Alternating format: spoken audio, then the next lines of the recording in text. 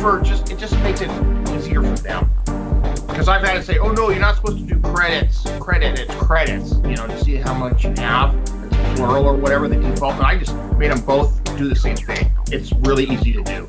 Yeah, you'll have to show me how to do that, because that would be great. Because they come in stumbling sometimes, but that was the whole point of getting into this, was the fact that they stumble across that, and then they find how different it is and how specific it is to Star Citizen, and then they find that they really love it. Right. So I'd love to learn. But you gotta put all the common commands that they know. You want to have them do something in your channel. Yeah. Have them run whatever it really is, or have it say a message saying, no, you're looking for this instead, or something like that. That you want it, because people come in and they type stuff. I'm like, what does that normally do? And they say that, and I go, okay, and I add it. Because I just want new people to come in and they feel like they're at home because all the stuff they're familiar with works. Yeah. And I don't want people going, hey, how do you do this, and asking questions. That's interruptive. It's better to just have stuff work and keep them happy. Right. Yeah. I just noticed something odd in my account. They changed the picture for the bottom merchantman. Yeah. It's not a new picture, but they changed. All right, guys, we're going to get started here tonight. Thank you for tuning in to the Space Bro Show. We are going to be talking about all kinds of different things involving 2.4, which, by the way, now, if you didn't know already, goes live right now, so you can download it as we're actually hanging out here tonight. We are going to be talking about the current version and the future of Star Citizen and all that are good stuff, so it is all happening right now. So I'd like you to welcome my special guests for the evening. We have Mr. Nighthawk Zale here.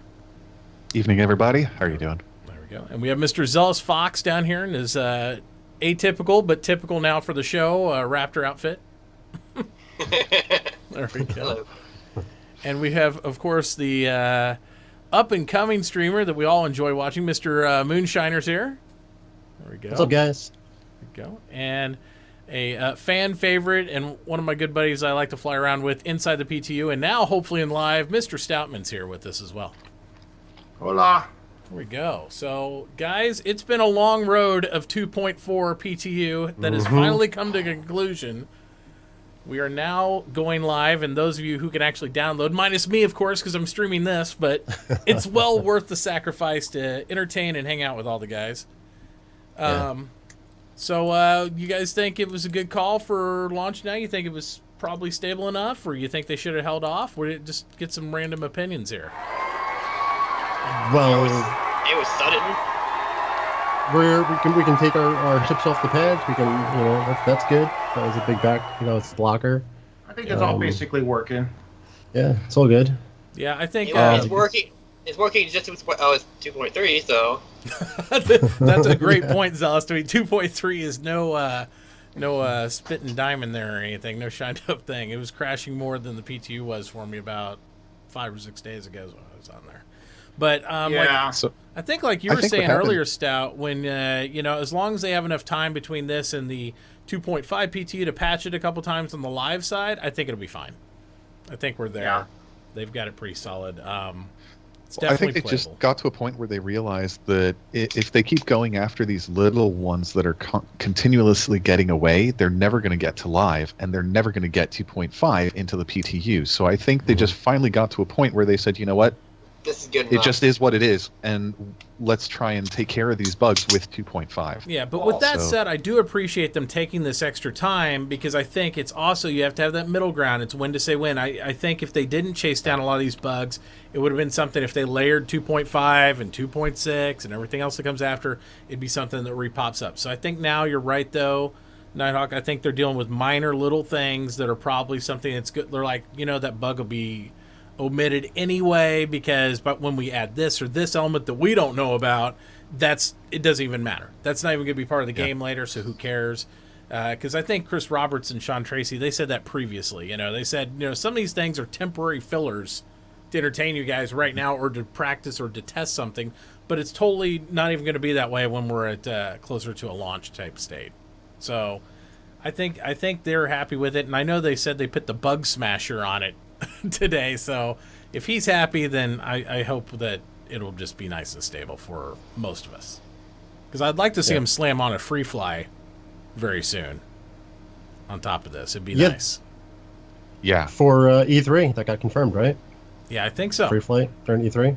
I think that was the gun they were under, because the rest of us, they know we'll persist and be okay. But I think with them wanting to show a little something, even though they're not doing a presentation there, this is the time of year they try to put for a little bit of commercial clout, not a lot, but that, and then Gamescom starting to loom on the calendar and everything. They want to kind of have some free fly, because this is the longest period I've known of in the last year that they haven't had one.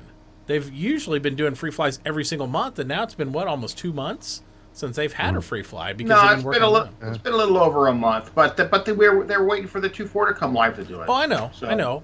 I still think it's been longer than a month. I think it's been 2, It's but been that's longer. okay.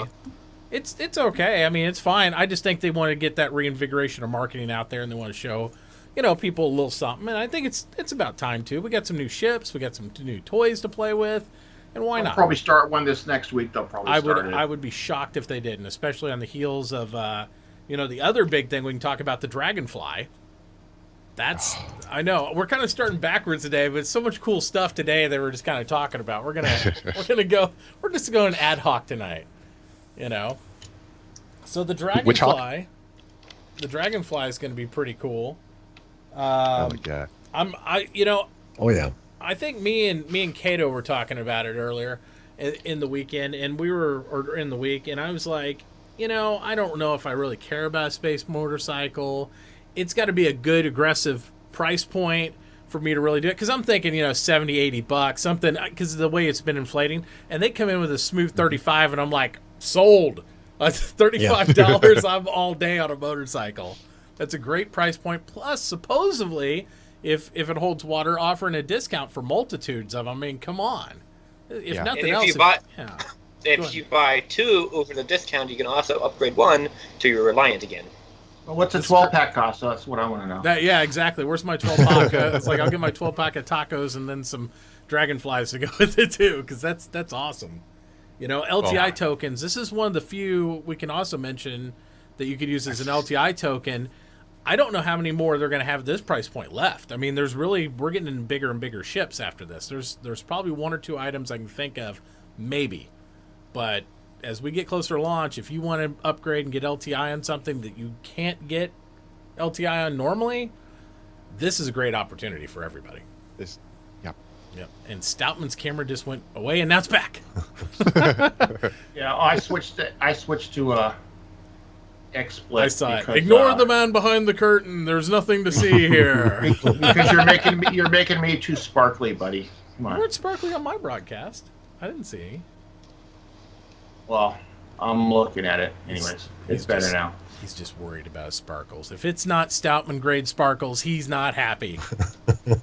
Oh, there we go. So, as excited as I am to talk about the Dragonfly, because I've been wanting it to show up forever. Yeah. What do you guys think of this build-up Sandy Gardner's been doing on the female avatar via her social media? They're really starting to build up towards a that's potential good. release. So, Very good. Yep. my question is, do you think we'll see it 2.6? Maybe. Maybe. If they're That's a lot of starting, work. to talk about it, it means it's going to be coming kind of soon. So, and Well, that's good. I think it totally I mean- depends where they are clothing-wise. But you would think that, and I say that because I think the last time that they really talked about the female avatar in this way, really kind of building it up to make it seem like it's about to come out, I think was November of last year. And they were saying it was going to come out when the economy comes out. The first time you can buy clothing, you'll be a male or a female. And they weren't actually able to provide that, which, whatever, doesn't matter.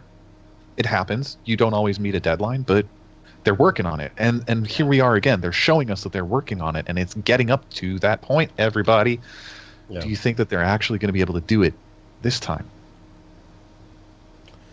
Well, what do they got to do? They have to implement just the motion capture. I mean, it's nice that they're doing the art for it, but then we got to get running, and you said clothing. Well, here's the But thing. they've already This is the thing I find interesting else. about this, and this isn't to start anything negative about CIG and what they've said previously, but they already said they had all this, and they were just working on some locomotion issues with the female character. Okay. Like, they just weren't happy with where it's at. So I feel like they should already have the overall model done. And the fact that Sandy was tweeting a stage-by-stage drawing of the character, I was really confused by. I was like, you mean they don't already have this? I mean, because I thought it was a locomotion issue, not, hey, we have to draw the female character.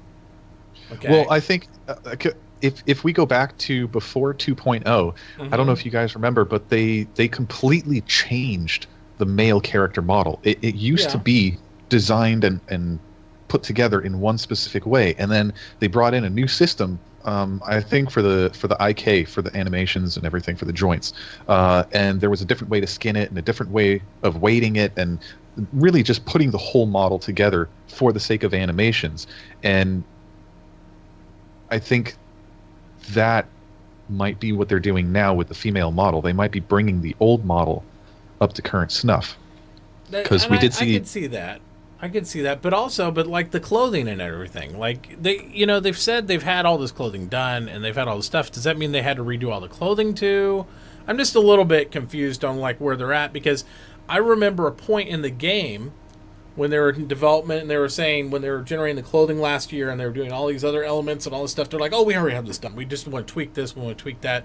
And not just with the female character, but with the male. And it seems like when they updated the male character, it wasn't a big deal. It was like, oh, inserting the new skeleton, but they already had the locomotions done, what they wanted. That was all, finalized, I guess. I feel like at some point they're kind of like, I don't want to say covered. They didn't have as much work done on as they said. Heads up! That's what I kind of feel like. Heads up! The male is the base model, and once they're happy with it and they've got everything added to it that they need to, then they'll do the female variant. I think they're getting close to that point. Yeah. But using the same logic they do with the ships, where they don't want to be doing the same changes twice and keeping everything up to date. I see them not holding off on the female for that very reason. Yeah. And it makes sense to me. I would say if they are capable of pushing it even in 2.5, they will. If they have a lot of work that they don't want to say that they have to do as far as clothing stuff, because when it comes to characters, I don't even like talking about them that much, even though it's a necessary thing with this, because I feel like there was a little bit of like smoke and mirrors last year with where they were the characters and how many times they tweaked them, because I know they're actually doing work on them where they adjust them on male and female, because they worked on them last year, and then they had all the issues with the FPS stuff, right, with Star Marine, and they're like, all these animations are wrong, we're scrapping all this crap we had somebody outside our studio do, and we're doing them ourselves. That's where they were at with it. But I feel like they had all this stuff, and they said, no, never mind. But during that whole process, they never mentioned what happened with the female aspect of that. Did they have a female character to begin with and scrap it and just now work on it? Or did they have all that stuff and it's not there? Because I remember just an episode 2 ago of ATV, they were talking, or maybe it was 10 for the Devs, they were talking about characters and how they had to layer clothing and how they had to go into all this stuff. Have they done that for the female while doing the male character, or they just now got the female model done, not just the skinning and animation, and they're ready to put the female stuff out? Or is it all, hey, we got to go back and do all the clothing line for the girls? They already had a female model, as proven with the Cutlass commercial. The pilot of the Cutlass was a female, and it was the first time we ever saw a female character. That's like in you were Star saying. Citizen. That was before this character update and all this stuff. I mean, is it right? But I'm just saying they already have that base model. So do they have the clothing done? Do they have to redo it? Where's the they had Achilles something armor fit to it. Yeah. What's the Achilles? What's the medium going to be? Yeah. When they're happy with the male, then they'll start doing the female stuff, and they've probably got some of it done. But they're not pushing it because they're still working on male stuff. They got to have more done than we realize in the female. And the reason I say is because Sandy's in charge of marketing and she's tweeting about it, because that's just setting herself up for drama if it's not. You know what I mean? So I'm sure there's more done there. It means it's getting real close. If they're talking about it, especially when that's like here's my thing with all of this. Go ahead.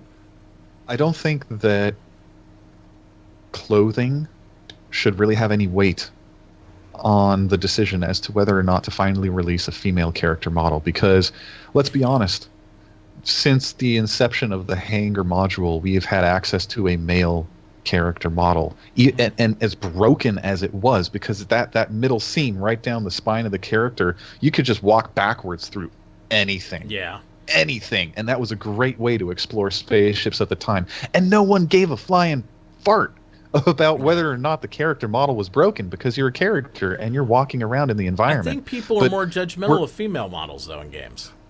Yes, absolutely. And that is something that they're very concerned with, and that's why that they're going so long with it. But we're over 1 million people strong now. At what point do you say, okay, everybody, we're going to give you the female. We understand you want it. Please, it's broken, like everything else. We're in alpha. Yeah. Don't give us too much shit about it. Just be happy that you finally have the option to be a male or a female. And let's progress forward. Tell us what you see that's wrong. Tell us what you see that's right. Give us a suggestion how to fix it. Yeah. The community's been putting pressure on them for quite a few months now, and I think they're finally saying, "Okay, yeah, let's just do it." You know, I think it's a little out there. Yeah, I think it's a little bit community. I think it's a little bit Sandy too, because her being an alpha female too, I guarantee that she wants to have this done. I mean, she does. Oh, yeah. She wants to have it done and out there. And with her being in charge of marketing and all this other stuff, if she has to table any of these questions, she wants to be, saying, yeah, it should be done. This should be, so if anything, this is her one thing that she probably wants done, is probably putting pressure not only on Chris, but everybody else. Let's make this happen, and that sort of thing. And we talk about Sandy so much because she is the I guess you could say the female face of CIG, but there are so many other female employees within the company, and I can only imagine other people like Alexis and Sherry Heiberg and Mickey, how do you say her name? I don't know. Mickey. We have a bunch of females not working at CIG, not just in the community, and I'm sure that they have a voice too. Yeah. So who knows what kind of pressure they have going on within the company, outside of just Sandy. I can honestly say I can picture Alexis saying she didn't care though, because that's her. I can see her saying her. Yeah. I think the pressure from the backers is way more than any female employee pressure from the inside. Yeah. Oh, absolutely. Something like that. I think it's 99% of it is from the backers saying, "Give us females now." I think you have backers, and I think Sandy's very close right up there, and then everybody else is probably like, hey, whatever. But I think that's a big deal, and I'm glad they're pushing on. I'm glad they're marketing it. But if it's proven that the female characters come out faster than everything else, I think it's also exciting that Sandy's been tweeting a lot of stuff Caterpillar. I think it's a lot closer. Oh yeah, a lot closer than most of us realize. That Caterpillar's so close. Yeah. It's going to be so awesome. That we're going to have. I predict that's the next big spaceship we'll definitely have in the game. I think. Go back to I agree, Caterpillar Shipshape Part 2. If you pay close attention, they say, I think, no less than 4 or 5 times throughout the video. Just so you guys know, just so you guys remember, by the time you see this video, we're going to be 3 or 4 iterations ahead of this. So, yeah. I'm sure it's getting closer. They used a really old version when they made that video. Oh yeah. Yep. Yeah, you could tell from the way that they were talking about it. They did the same thing with the Starfarer when they showed us that walkthrough. It was all broken like a couple days before they put it in the hangar, fooling us. They're pulling the same shenanigans. Yeah, that's okay. Look at this old stuff. I love the part where he's messing with the tractor beam on the Caterpillar, and he's like, "Oh yeah, I don't even know how this thing works." It's probably they have a whole different system already set up for it, and they're like, "Oh yeah, it's like months away," and then like 2 weeks go by, and they're like, "Oh yeah, it's there." And there's no way to turn it off too. So. Yes. Oh, that would be great. That's right. You just keep grabbing all the cargo that's all around you from the other ships, and it's yours. So. Yeah, just hold it. Keep Sorry, this tractor guys, beam don't. off the back of your ship. Don't mind my gravity well. I see surround. You could surround a Starfarer with a bunch of Dragonfly motorcycle bikers, and so just open up the back end of your ship now, and just tractor beam the cargo right out. Like we'll just take this, and this, and this, and that's it. Yep. So well, the Caterpillar could be like one of those insects that glues dead carcasses of its food on the outside, and just be like a big junk heap floating around. I'm picturing right now Reavers. I'm picturing Reavers from Yeah. Firefly right there. It's like you got like carcasses and stuff chained the outside. It's like, oh no, it's a Reaver caterpillar. I thought Like Reavers only flew reclaimers. It looks that way, doesn't it? Who knows Yeah. what the Reclaimer actually looks like by the time it comes out, though? These ships change so much. No, you decorate the caterpillar with the spaceship carcasses to attract the reclaimers. There you go. It's bait. We need a giant version of that Toy Story alien thing, so they can say the claw. There you go. There you go. There you go. So, you know, and working our way backwards like we have been so far, we also heard them talk a lot about, what else did they talk about today in RTV? They talked about the Dragonfly, and that's going to be posted up, we presume, next Thursday, Friday. We're going to hear more about that. What else did they say they were going to show? Something else along with the Dragonfly? Was it, I don't it was think the Caterpillar, they wasn't it? clarified what it was. Was it the Caterpillar they were going to show the second part of? Or another part of that? I don't remember. Were now. they somewhat the Reliant, maybe? Maybe so. I missed what they were saying for part of it. I was still hung up. I got it. The minute they started talking about the Dragonfly, I got hung up on everything. I was like, oh, cool, $35. Yeah. That's about it. But yeah, before that, they had on the on ATV, they did. There's now a terms of service popping up with the Star System launcher that you have to click accept Oh, really? to update. Oh. To update. Oh, Wow. Yep. Oh, I can't wait to read the Reddit forums on that deal. Yeah, Changing the terms of service. Remember that zealous? There's they're changing terms of service again. Who cares? All this stuff. But yeah, and we had all the ATV stuff. I don't know. I think the biggest thing that happened this week, and I have to give a shout out, obviously, to the Stoutman's brother-in-law. Brian manhandled that 10-4. I don't think anybody's. I think Chris Holy Roberts crap. is going to have a problem coming back and showing up. I think that was like a private. There's private messages going over to Chris from Brian, be like, have that. So we're doing like 45 for the developers now.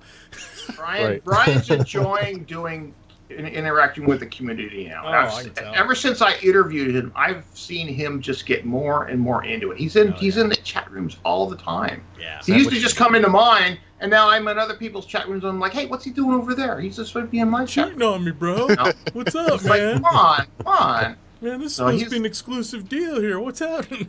Yeah, it was for a little while, but he got loose. Yes, you I didn't gave keep the him tape, wings, and now he's spreading them. apparently. Okay. But yeah, he's digging it, and everybody is enjoying him. And Oh, wow, yeah. The stuff he talks about is just cool, even though it's vague. It's still cool. Yeah. Did you see the straw poll he had out there on who was the most attractive CIG? Yeah. That was hilarious. Yeah. I'm like, he was destroying everybody. He had all the other, I think he had Sean Tracy and like all these other guys on there, and he's like 47% him. I'm like, come on. Sit there, reply. I'm like, my sister told me to vote for you. So, Oh my god. I bet a bunch of people are just like, LOL. So. Oh man, that's hilarious. That's hilarious. But no, he was just knocking them out, and I love his quick fire answers. I think that should be a segment they do on those all the time. So they give like 10 good answers, and let's just do some quick fire no's, because previously what you have is you have these 10-4 questions that they do for all these different types of guys, and even when it's a no, they go through this like 20-minute explanation of why it's no. It's like, just say no and move on. No, that ain't happening. Okay, and let's go on to like something that needs explained, because if it's not happening, I don't really care about like why it's not happening and all that stuff, because then I just got to read through like 16 hours of Reddit post about arguing about what their reasoning was for it. I mean, that's the one thing I appreciate like Disco about too. Disco would just be like, no. That's it. It's the end of the story. He's not going to explain it all out and all that shit. He's just going to tell you no. So I like the quick fire stuff. I hope they do more of that. Just stop reading Reddit. I don't read Reddit. Oh, I reread at all the time. I can't help myself. It's kind of like a train wreck. I go hear through everybody bitch and complain about it, so I'm like, I'm not even going to bother trying to get into No, it. it's got a lot of good stuff, but you got to filter through the trash. That's really what do. I don't want to waste my time. That you will. I spent too many years of my life on forums. I'm not doing it anymore. Reddit. I'll get on, and social media like Twitter. I'll be on Instagram. I don't get on so much anymore, but I still stay on Twitter because a lot of guys use the Twitter. The Instagram stuff, it's like I got to filter through everything. It's a little too much. And Facebook, I stay off of just because, God, my mom talks about too much crap on there. I just don't really want to read her post anymore. I called her there. I was like, Mom, I just want you to know I'm not reading your Facebook ever again. So that's a long story. Anyway, I like Twitter for the fact that it limits you, so every single message has to be concise. It has to be to the point. And I guarantee, for those of you who ever tweet me a message and you link me to something that's a longer message, I won't read it. If it's not short enough to get it in that 119 characters or whatever, then you just need to write me an email or call me. And if you don't have my number, then it's probably not important enough to go through all that, because people link me stuff on there. It's like, and stay away from food. We don't care what you're eating. Or put it in a video. If you put it in a YouTube and link that over, I'll watch that all day. I'll have like 15 YouTubes going on. That's awesome. That's awesome. Put Crap. that link on Reddit. Yeah. I won't read it. There you go. Put it over there and be all good. But no, so we have, I think that, we all agree that I think they're in a launch state. They were good timing right now to push this out. We got E3 coming. We got all these other elements coming in. So they're just kind of getting their feet set so they can push out the free flies and all that stuff. I was also impressed when I was going through, and they were talking about not only in ATV Next Concept Sale, couple little elements that I caught them talking about, and I don't believe this is the LA office. I think it was because after the LA they go to Austin, where they usually do more of the PUs type stuff on their updates. They were talking about the commodities and how right now they're working on putting the commodities into their build so they can test that on their side of the ball. And that's pretty exciting to me, because this is a major element that, speaking of elements, it's a major piece of what they're going to have for mining, for cargo, for all these other types of aspects of the game that'll be forthcoming. Yeah. I mean, so go ahead. You need to have prices set if you're going to sell something, so that's a big deal. Right. Yeah, absolutely. And you need that for just basic beginnings of an economy. So that it's awesome that they're getting it going. Yeah. My question is now, because they're talking about putting selling in. I mean, that's like they said selling next, I want to know if they're going to do it the spreadsheet way for testing initially. Like, you don't physically have the item. You're like, it's in your inventory, your Mobi-Glass or whatever in the list, and we'll just sell back and forth so they can follow the economic transactions and try that. Or do you guys think they're going to go all in and cargo's really close and they're just going to put it in there? What do you guys think? We need an inventory window to show what we have on us. We don't have that yet. Now, we don't have to have that for selling, because right now we can buy stuff without it. So they may just do the selling first, and then inventory, and then cargo, crates, where you can put stuff in crates in your hangar. It's probably going to be something like that order, I would think. It makes sense from a programming point of view. Yeah. Well, that would also be like the most amount of fun too, is to funnily integrate transport into the game. The ability to move things from one place to another. I mean, there's no way they can. I just want transport. Yeah, they can't do really much else without implementing cargo at this point, I think. I mean, they can do the spreadsheet economy like we talked about. I mean, making their interface in the Mobi-Glass for the inventory system, like what Stout's talking about, and just have it be on paper. So it's like you gather stuff. Say you go to the box inside Korea right now and you get the whiskey. Instead of just instantly getting money, it'll show in your Mobi-Glass you have 6 bottles of whiskey. And then you can go into the store and then you can say sell. And then your 6 bottles of whiskey go out that way instead of instantly getting cashed in. I can see those aspects. But is that enough for a build? Is that enough element to where they want to put that in a build and then maybe sprinkle another ship and all that? Or do you think they're going to hold it 2.5 and maybe go cargo on 2.5? So here's what I'm thinking. They're most likely going to start with some kind of spreadsheet format based inside the Mobi-Glass, because tracking numbers is easy. It's a simple text file sort of deal, right? Once you have something like that in place, how many of us actually want to haul cargo from one location to another? Not many. So most players are actually just going to be going into their Mobi app, and they're going to be making the order.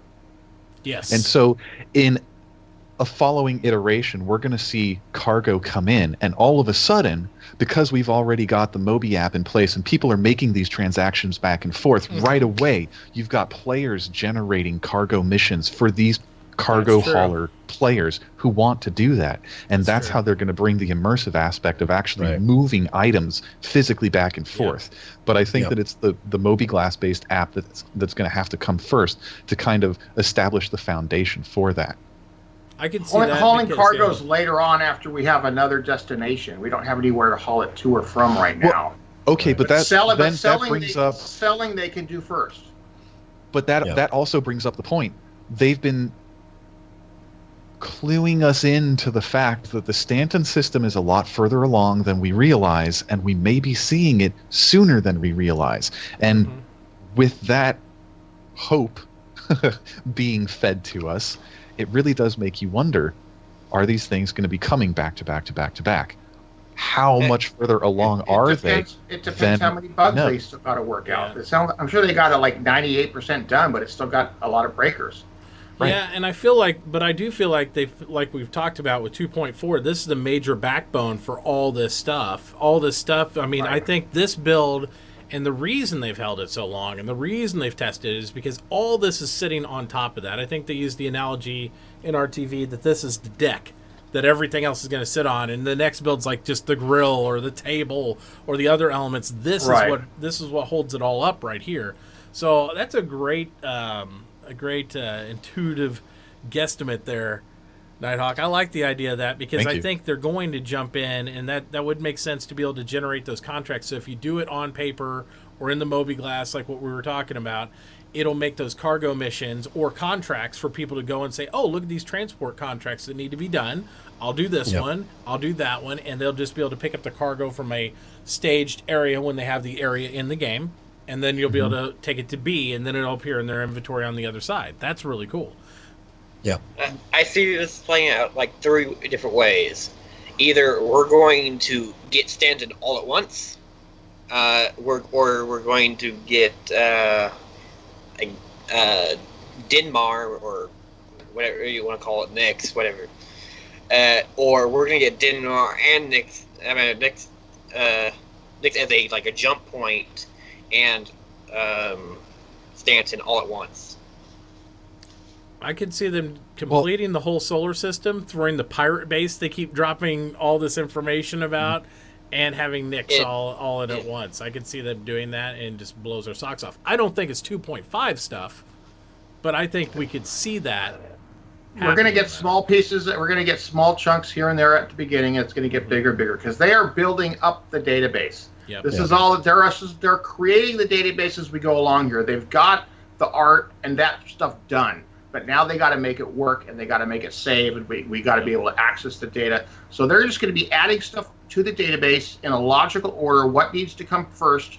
What needs to be put in first so that something else can be done later? And they're not going to do this all in one build. It's going to be piece by piece by piece, and each build we're going to get more and more and more. So you say all Nyx Stanton in 2.5? No, not in 2.5. We might have Nyx to go to Nyx because it's got stores, and we're going to have more. We're going to be able to sell. Maybe we'll have an inventory we can open up and see what we have on us. We need to have a secure trade window to be able to trade with other people. That needs to come pretty soon. But it's not going to all be at once. It ain't going to happen. That's not how they've been doing stuff. We should also probably make it clear, because Celeste, you brought up a good point. When are we getting jumps? It's probably not before end of the year, if it even happens this year. But they did clarify that the baby PU, what we're playing in right now as Crusader, as it continues to expand, is not going to be 100% based within the Star Citizen lore. It's going to be lore inaccurate because it's tested. I disagree that I think we're going to get jumps before the end of the year.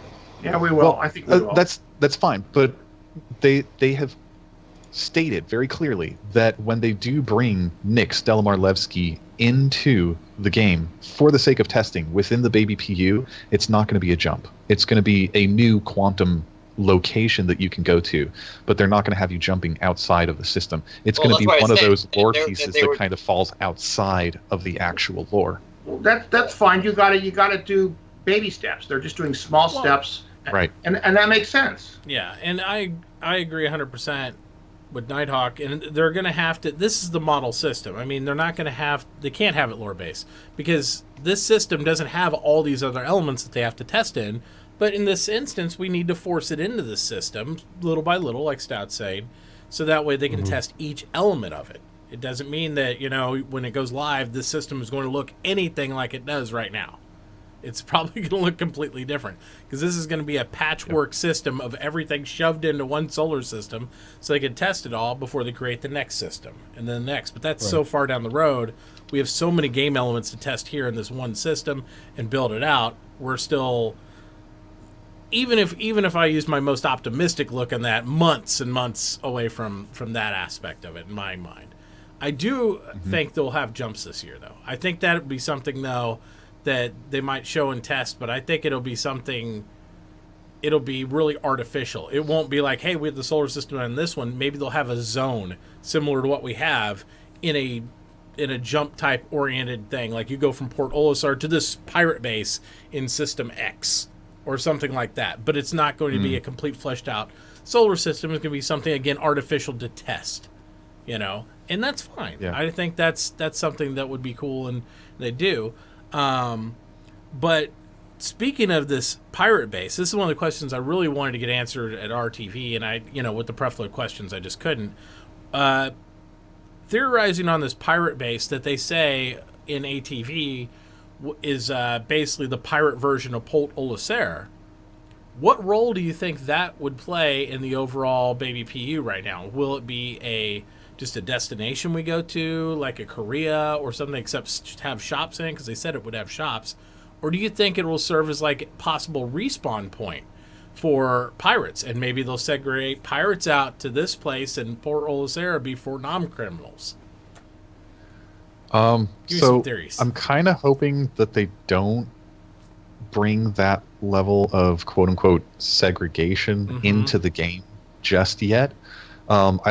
I like the idea of this Pirate Olisar location being a spawn point for players who have criminal levels, because then they're not spawning into Olisar stuck in a 4x6 cube for however long. Because there's no fun being put in timeout when you're playing a video game. So I think it would be a lot better if people are allowed to respawn at this Pirate Olisar and leave their room immediately, and it would just be a different start for them. But criminals can make their way to Olisar, because there are ways to do it. Yeah, and they can, if they're not attacked by Crusader security, they can get into Olisar. I don't see why the same thing couldn't be true for non-criminals trying to go to the Pirate Olisar. You just have to watch out for the people around you, and that's what the game is going to be about in the end. So why not let it be? Yeah, it shouldn't just be a base just for criminals. It should be for whoever can really go there. And if you're, if you don't have like a criminal rating, but you can go over there and purchase pirate-themed clothing, leather jackets, black market, dirty khakis. Yeah. Well, I don't think it's going to be the criminal rating. I don't think it's going to be emphasized that much with the new location. But you're going to have adding in game mechanics is going to be choosing where you respawn. That's going to be something new that they need to do, and this would be the first start of that. Another shopping area with new shopping stores and stuff. So we're going to need that.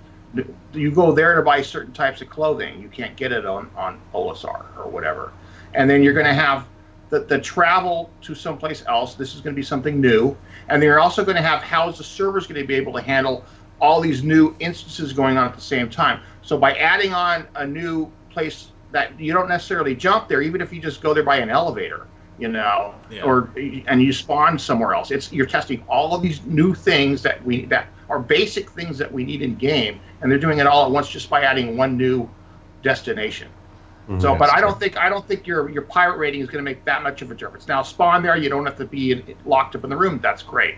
But I think everybody's going to be able to go there at the beginning. Just as an option, basically. You could choose A or B, and maybe you don't have to get locked in your room if you go to B if you're a criminal. They're going to want, if everybody can't go there, people are going to complain. Plus, you want everybody to go there just for testing. So, I don't think everybody's going to be locked out of it initially.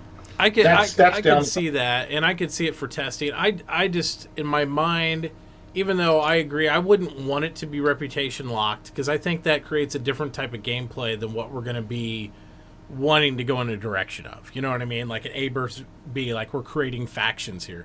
Whereas really criminality inside a game like this is supposed to be a status more than a choice of faction. You know what I mean? So, because you can come in and out of criminality to some point. I mean, sure, there's a point of what would seemingly almost be no return, but you can still redeem yourself in certain capacities. When the game goes live, that might not be the case. You might be able to be bad enough to where you're just hosed. You're going to be KOS unless you die and come back as an heir. And even then, you might have some reputation issues there. But, yeah, I mean, I can see it from a mechanic standpoint. But it also just seems like if we're just making a criminal version of Port Olisar, unless they're going to use it for the cargo moving and those type of mechanics, I don't know how I feel about it, I guess is the best way to say it. You know, just like here's a station. I'd like to see in our landing zone and worked on the landing zone aspects, but I understand they have to take those baby steps through this part. What they showed us was down on a planet or a moon or something. It wasn't a station, so that's a whole nother type of landing zone. So that's more testing something new. Yeah, they've talked about the possibility of taking that Delamar Levski landing zone and putting it as its own little asteroid field, but it would be an actual landing zone that you come to, because they want to start testing that sort of tech. Yeah, they need it in there. That's why I was surprised doing ATV to hear about the pirate base at all. I was like, really, a pirate base? It's like, I thought we were, working on the landing zones and all that stuff. But I mean, whatever makes sense for them, for where we need to do for testing, it's totally acceptable to me. It's just, I just didn't understand what direction they were going with gameplay purpose initially with that. It might not be something we see before landing zone. We have no idea. They were just mentioning they were working on it, so who knows? Well, I mean, just as easily, it could be that there is no gameplay purpose to it, and strictly it's in because they need to test the tech. It's with Creo shops. Yeah. You can go through there. It's like, I need to get some pirate pants. Oh, I'm getting shot at inside the middle of the pirate Casbah. You never know, right? Like, I don't have enough credits. I'm just going to rob you and take it. Here we go. It'd be the worst shopping experience ever. It's like every time I go to their store, I get robbed. It just doesn't work. All the stores would go out of business the first day. Yeah, exactly. Like, how come many shops here that you get shot in the back of the head? You're like, that's why. I got it. So, yeah, I think that all those elements are going to come into play, and I think that it'll be interesting to see what we get next in 2.5. I really want to see I'm going to keep saying it. I want to see occupational gameplay. I know they're not ready for it yet. I know we got to go through more economy testing. I know we have to go through more selling, but I want those little elements. Even, how excited I was to go into 2.4 and be able to just buy a gun that I don't have to go run around the entire space and find a gun. It's like I could go into a situation armed, and then I'm only worried about going to Korea to reduce my criminality, grab some whiskey, or have a gunfight and reload my ammo. Yep. I only need to reload. Yep. That's the only reason I need to go there. Otherwise, I have the guns. I'm good. So that was really nice. And I think if you looked, it really changed the dynamics of the gameplay, as those people will find out tonight that haven't had the game. Korea is a different animal now. It really is. Yeah, absolutely. You can go in, and there can be forces holding it, but it's not like you're a moron with a pistol running into like these heavily armed guys. If you get a crew, you can go in there equally armed and fight these people, and it's fun. Because before you had 3 or 4 guys, which we won't mention anybody by name, WTF, and they would stay there and hold the whole station down the whole time, and you had to fight through these guys like with machine guns. And as much as I enjoyed that, because when you got by him, it was like so rewarding. It's like, oh, I had a pistol and I got by him all. It was great. Now I can go in, and when Stout or Toy or somebody else is going in there and they try to sneak their little buddies back behind to kill them, I can snipe them in the back of the head and be like, we have guns too. So now what? Got that a bunch. So that's always fun. So the first thing I do is do some probe missions, and then I buy all the guns, and then I'm done. And then it doesn't matter what I do. Yeah, highly recommend that, because then if you die, you're good. Your guns come right back with you, and keep on going. on your back. Well, something else that I find really exciting about 2.4 and FPS is the fact that we now have flyable starfarers. So people are traveling with their own FPS levels, and there are things going on all over the place. I was in the PTU. There were firefights and starfarers at Yella. There were firefights and starfarers at Kovalix. There were at Comorace. Like people are just going all over the place, and they're playing Capture the Starfarer. And it's Comlinks. Comlinks have firefights because it's a mission now. It's literally a mission for pirates. Prevent them from turning this comlink on. You go in there, you shut it down, and you're like, keep it off. So you're sitting there with a shotgun, like first person sticks his head through the window. I'm just going to blow it off. So you want to talk about a game-changing element there, wait till they have grenades. Once grenades are in, it's going to be a whole different animal for all this, because it's like, open the airlock. You know how many times I'm going to get pirates at Korea? Better. You can open the airlock, throw the grenade in, let the door close, then they open the door with their whole army, like a guy's standing there, and they get blown up. That's confusing. And the EMP grenades, too. Oh, yeah. Just all their weapons don't work. Or the holo decoy. The ballistic gun still might work, but the laser rifles would be toast. Yeah. Yeah, totally. So that's gonna be all that stuff's gonna be so much fun. You know, I can't wait to throw it on the wall. quick, the Warlock, did that disable the laser rifles? When the EMP goes off? I don't know if I noticed. I had a couple guys flying around doing that. I never noticed. A rifle that you're holding? Yeah, that's a good question. I have no idea. It should, in theory, but I don't know. It's probably not in as a game mechanic yet. It's probably not in. That's awesome though. If you knew had a bunch of guys on like the landing pad that were using that, just charge up the Warlock on the landing pad, like burst the whole station, and be like, oh well, there you go. Oh, yeah. Yeah, I like flying my Warlock up to Korea, just sit right there and just burst it. And I was doing that a couple nights ago, and the burst was pushing a Hornet across a landing pad. Wow. And I did like 4 or 5 times in a row. I'm like, whoa, pushing the ship. That was pretty cool. I don't know if that's intentional or not, but it looked awesome. Yeah. That's crazy.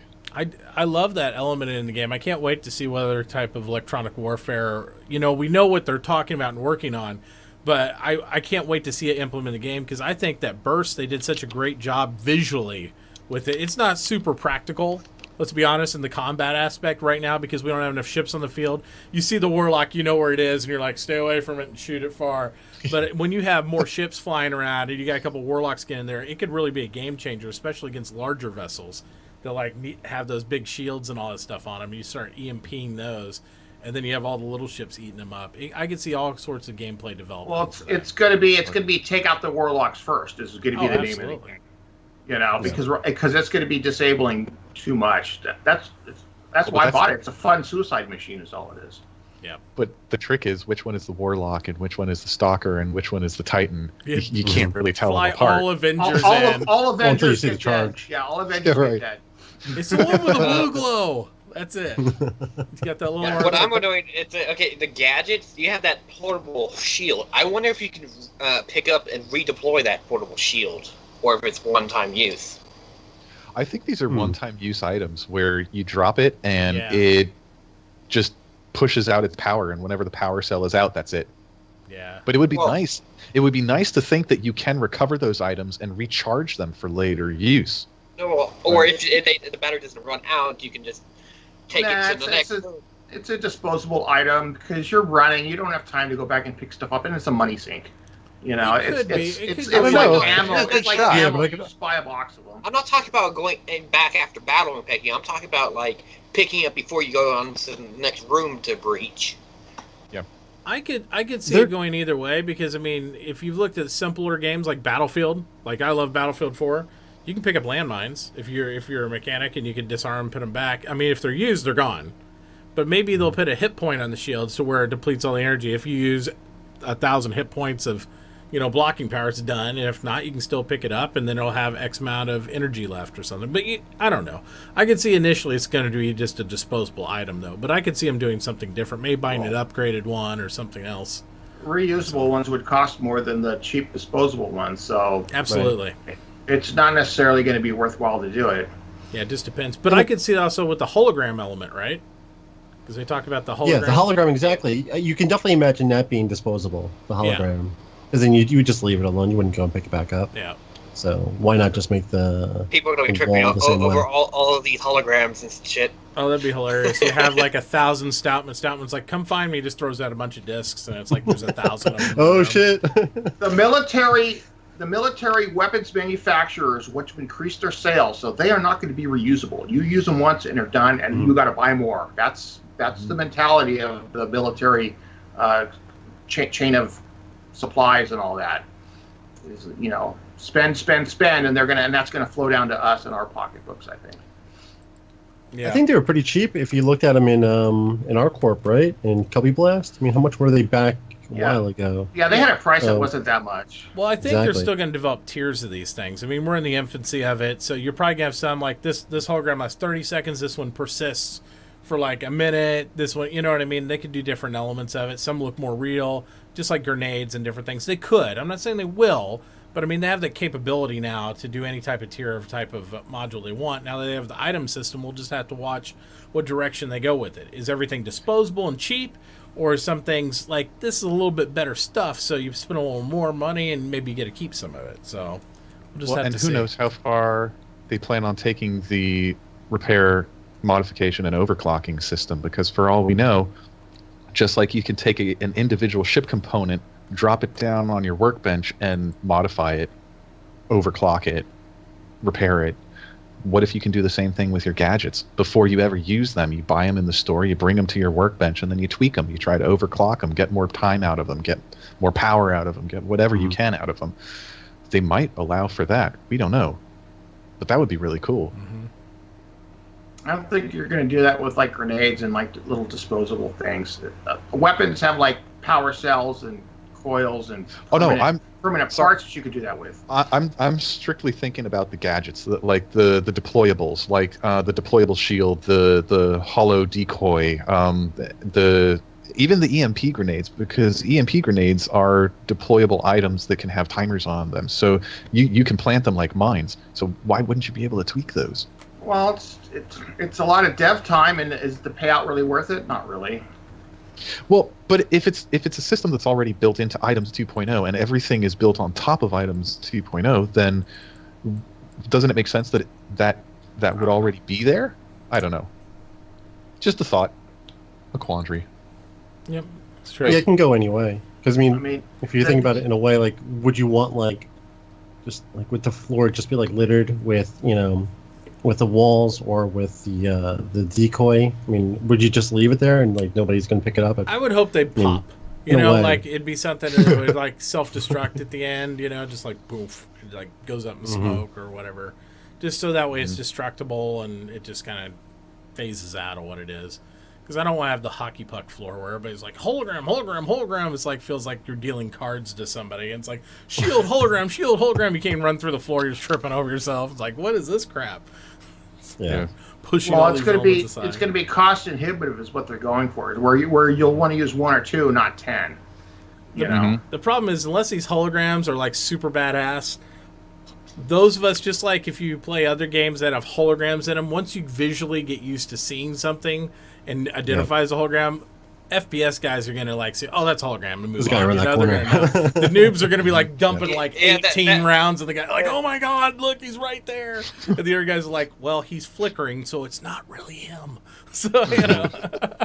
So it's going to be an interesting element. I see that in like games like MOBA games like Heroes of the Storm, where you can cast out like your little hologram character and you see everybody bite on them on the other team, and then experienced players like, nope, I know you're invisible right here, and just kills you instantly. So you'll see that element in this type of stuff too. It'll be interesting to see. But yeah, deployables, I mean, we really haven't talked deep about deployables or all these other types of little gadgets they're calling them since like Star Marine stuff last fall. I mean, when that all got kind of quelled down and all that, everybody kind of just walked away from it. But it's exciting now that we might see some of these elements come back in, but I just don't think they're going to focus on them right now. I think they're worried about these higher end mechanics and stuff, and then they'll get more into that when there's objective based FPS and PvP a little bit more. They've gave us a taste of it with the for those of you playing 2.4 with the mission set in Korea, where it's like security versus pirates basically, where if you're a good guy you can defend the station, or if you're a bad guy, you're supposed to go destroy the security forces in the station so you can like reduce your criminality or whatever. That kind of back and forth of holding the Korea station is now actually a gameplay element, at least in the alpha.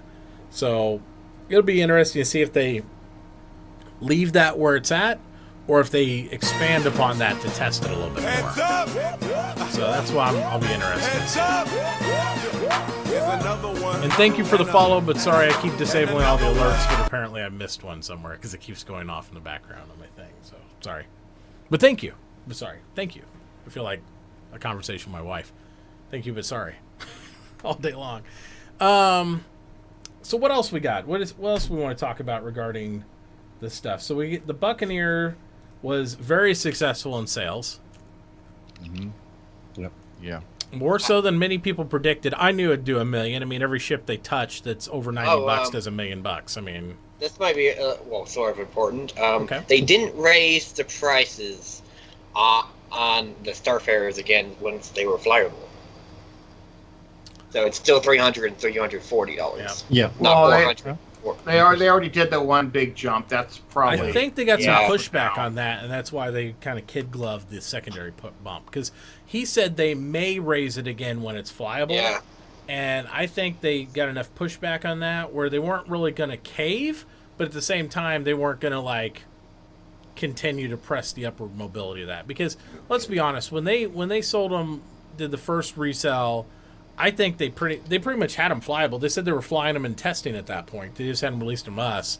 So I don't feel like there was a huge amount of development they had to do. They just had to work out bugs so we wouldn't fall through the floors and all the stuff like we saw in Disco's little demo thing. So I think a lot of that, they just they decided, let's not press it and cause a big shitstorm because they were only going to raise it like another $25 or $30 or something. And I don't think that they should raise it again, and if they do, it should only be when the Starfarer actually has its role put into the game. Yes. When you can start using the Starfarer and collecting fuel, refining fuel, and distributing fuel, go ahead. Raise the price a little bit more, but not before then. I don't care if you can fly it now. That's not. I don't think they should raise the price until they're doing like a across the board raise, like a next anniversary sale or something like that. I did realized something very, very odd when I looked at my my ship upgrade page, because I was about to just upgrade my core to a skirmisher again because they released it to the same price. Mm-hmm. And I realized that they changed the picture on the bottom merchantman. They did? Yeah, it's on a new picture. Oh, they just shifted what it looked like? Yeah, it's not... Because they had it like the original concept art of it, and then they put one in that they did like a year later or something like that. Oh, the second draft of the concepts? Yeah. Where I think it's the second got that draft. more Yeah, block nose, it's less organic. And it's coming down and landing with the spotlights and stuff. Right. Yeah, that one. Yeah. I just thought that was weird. It is weird. But at the same time, it's like, as far as, you know, I see people in chat talking about some of the price raises too and making comments on that. I think the price raises are justified, in my opinion. And I know it's not a popular one for a lot of players and stuff, but that's because if you look at what they originally show you, and then 6 months goes by and they show you what they're giving you, it's a completely different ship. I mean, if you were lucky enough to buy it in the first iteration, awesome. But the price increases, I mean... It's reflected by people might not be overwhelmingly happy about the increase, but it adds value to you buying it initially, first off. So it's like the people who get it on the ground floor, it's worth it. And it makes us think, okay, it's worth it. It's not me, I'll wait 3 months, 6 months, and I'll get the same ship again at the same exact price or a $5 markup. It's this thing, by the time they get it done badass, is going to be more expensive. What I don't agree with, and I'm glad they didn't do with the secondary raise on the Starfarer, is because if you go, okay, here's your ship in your hangar, here's a price, and when it's flyable in 2 weeks, here's a new price, that's a little too tight. I don't feel like there's any real development done there. There's bug fixing, but not a lot of development. I don't think you can sit there and say, hey, if you buy it 2 weeks ahead of time, then you get like a $40 discount. To me, that's what feels more like a cash grab to people, and that's where it's bad. If you wait 6-8 months... and you get it later, well, you're late in the game, bro. I'm sorry. You should have got it back when, and then you would have got it at a better price. I'm okay with that. I have no problem with that because it all goes towards money of the game. People have to look at it like you're not buying a ship, you're pledging to support the game. These are ships you could buy in the game when it launches. You don't have to drop $300. You don't have to drop $100. If you want it and you want to fly it now when it goes flyable, great. But understand that you're buying the right to play it in the alpha. You're not buying a ship. You're supporting and pledging the game to help us, them continue to develop it and have support for it. So I think people get too hung up on, I just bought a $500 ship and it needs to make coffee and shine my shoes and give me a BJ when I want one and all this stuff. And they want it to do everything. I want to slap a mining fucking laser on the front of my Saber and mine with it. And all. No, that's dumb. It's just stupid. Okay? Certain ships should be modular to do what you want. Certain ships should be hard cast roll based of like it only does this thing. You can tweak it. But we don't want every ship to do everything. Everything can't be perfect at all these different price points. Just deal with it. You need variety or it's an uninteresting game. It's like I'll buy one ship and it does everything. I don't care. I'll buy something else later. Yeah. And then you'd have no funding for your game. It would be flat and uninteresting. So there you go. What were you going to say, Nighthawk, before I ranted on? Sorry. No. You're totally good. I'm sorry. I'm falling into chat here. And A Fury in Heaven is actually asking a couple of interesting questions. Right, well, the first one. We'll shift over to the chat then. Let's just go ahead and go into questions. Unless anybody's got anything else they want to talk about regarding that, I'm down to do this. Go for it. It's all you. So the first question, when do you think the Starfarer's fueling ride will work? Before or after the Merlin with Akani? Nobody has any answer for a when question. In fact, everyone tries to avoid the when questions. I think before we see fueling, there's a chance that we'll probably see docking, just because docking is not so much a means of playing the game as it is a simple mechanic to add a minor feature. I don't think that you're going to see fueling from the Starfarer anytime soon. They're still a long ways away from really giving us full-on professions. Well, a lot of it is just chance. It's like, how far along is it now? The person who needs to do that, what else are they busy doing? Are they going to have time to get back to it? And a lot of that you don't know until it kind of happens. Yep. Mm-hmm. Mm-hmm. I have come to a conclusion, though. I am going to make a betting board where we can throw all our predictions on it, like a Deadpool, when you bet your friends are going to die over several years.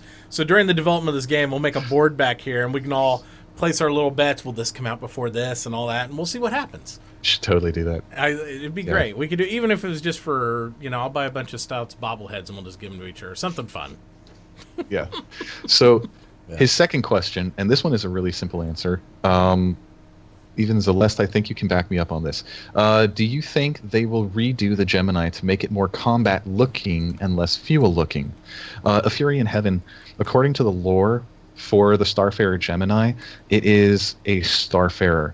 Aegis Dynamics purchases Starfarers from Misk and then changes out onboard components. So they remove the fuel scoop and replace it with a missile rack. They take some of the shields and power plants and replace them with higher grade, military grade, I guess you could call them, components. So it's not so much the ship itself that is more militaristic as are the components on board. It's an internal modification, not external. Mm-hmm. So lore-based answer. Right on. I'm done.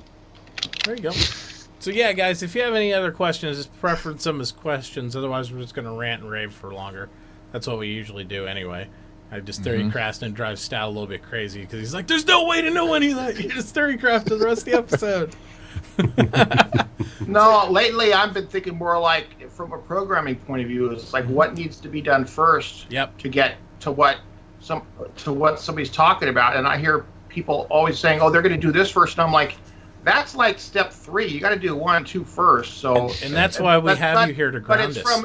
But it's from building a database. They're building a database up from scratch, and when you're building a database, it's like a giant spreadsheet. You keep adding pages to it, and each page holds different data. And you've got text, you've got numbers, you've got decimal points, you've got all this type of data. And as they're changing stuff, it's growing. And sometimes you go, oops, this isn't working, you got to change it. That's when you do a major change. That's when they wipe. Like when they're wiping the database for us, it's because they did major changes that they can't just convert the data easily.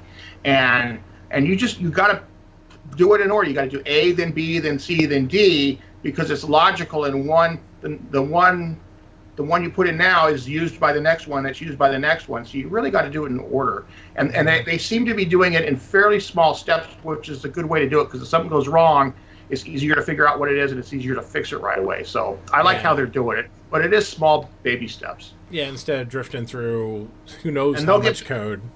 And they'll get bigger and bigger steps as times go on. But the next 3 or 4 patches is going to be not huge amounts of data changing. They're just going to be adding to what they already have. Well, we have to think, once they have the complete solar system done, which, no prediction on when that'd be, it could be end of the year. Once they have a established footprint for what a solar system stably will operate as, generating these other systems won't be that big a deal because they've tested and built all that stuff. So it's the baby steps through all this stuff, making sure they work out the gameplay elements and all that, and then they can, I won't say cookie cut, but they could seed other solar system, design and customize them how they want, but they could actually implement those mechanics across the board much easier. But it's getting getting the first version of whatever it is done. That's the hard part. And then once that's working, then you can copy it and with slight changes, and you've got 1,000 of them. Absolutely. Okay, Zim has a question here. He said, using the link before, he was referring to the conversation post that I linked for him after he got banned out of the channel. He said, it's old news that Dragonfly and the extension snubs, there it moves on me, won't have a Q drive. However, with the Dragonfly coming out soon, people have been split on the topic if it should have a Q drive, siding without it. It's siding without it. It has limited uses and is very slow to traveling distance, even closing the distance to another ship if boarding might take forever. So we kind of discussed this before the show already, but we'll rehash a little bit here.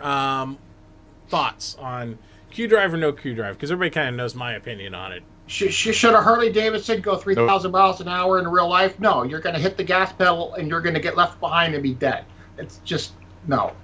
I totally think it should have a quantum drive. If you can go cross country with a motorcycle, why can't you with this thing?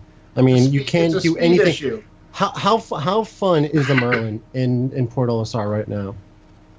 Can't go anywhere with it. What are people going to do? Sure, I mean, like, it's just not fun. You can't do anything with a Merlin. How is this going to be exciting? They haven't told us, like, oh well, you can stick inside of a ship. Well, what ship can it go in? Can it definitely go inside of a Freelancer? Can it go inside of a Cutlass? They haven't told us. I don't know. It can't fulfill its purpose yet. There's not enough mechanics in the game. What if it could? Long time ago, they said the Merlin is to come off the Connie for when the Connie's in combat. The Merlin pops off, helps the Connie out, and then redocks. You can't really do that yet. Well, you can, but the combat goes too quickly to be able to pull Merlin out and help the Connie in combat. When the Connie takes 10 minutes to die, then you have time to do something like that. Yeah, I was going to say now, the vision of it. With the Dragonfly, we need to have biggest ship to hold the Dragonfly, and then you've got to have a purpose, like to go dock with another ship or attack another ship or something like that to get the pirates over to transport. It was supposed to be a starter ship a while ago. How is it a starter ship if you can't go anywhere with it? If you're constantly just have to be buddied up with a guy in a bigger ship, it was never really that takes away the. Yeah. Wasn't it being sold along with the Reliance? They want to we want to do this Reliance. What's wrong with having some ships that don't have quantum or don't have jump? Why does you can't go anywhere? Have those?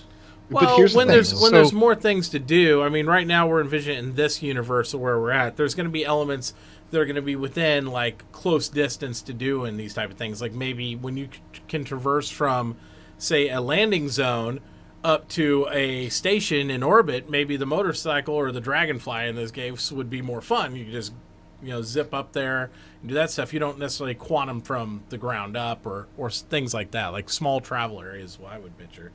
But what if the Dragonfly could like fold up into a suitcase? It's like transform down and you could like carry it.